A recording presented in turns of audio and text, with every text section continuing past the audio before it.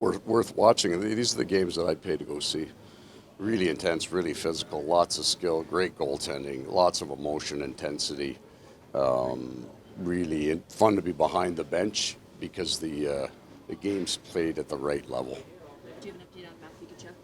Matthew's going to be out a week. I think we're shooting for Minnesota at home a week from tomorrow. With that plan to keep running 11 and 7 here. Yes, yes. And on that, do you expect, obviously, with 11 and 7, there's fluidity, rotation's going to happen. Kind of, what do you look for in a game like that where you're running? Yeah, well, we're gonna have Uvis Balinskis play some shifts up front as well. So we're gonna go back and forth with the 11-7 tonight, mostly on flow of game. It's really doesn't add a lot to the entire group. You'll find the top end guys are still around 20 minutes. The guys that play the most, and the guys that don't all get a little bit more, and they usually like that. So if you can get into a decent rhythm with them, I think the forwards like it. Right? Sergei plays tonight. Any other lineup changes tonight? Oh, sure. Your thoughts on what you like about Patrick Isle's game there last night or the other night? He's a really interesting fella. He 2 years ago we would have said his limiting factor is his speed, and now it's his strength. So good for him. He's worked very, very hard to get that.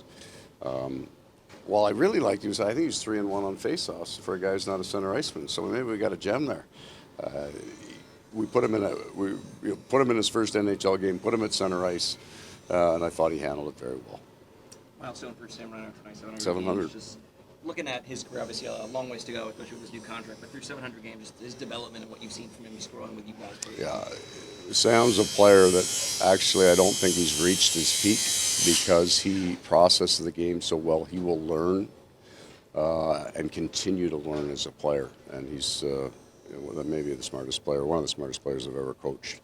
Really intelligent with his line mates, with his team, with flow of the game. So I think he's going to hit possibly.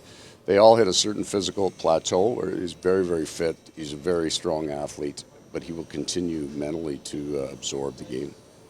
Thank you. Thanks. Thanks, Thanks, Coach. Coach.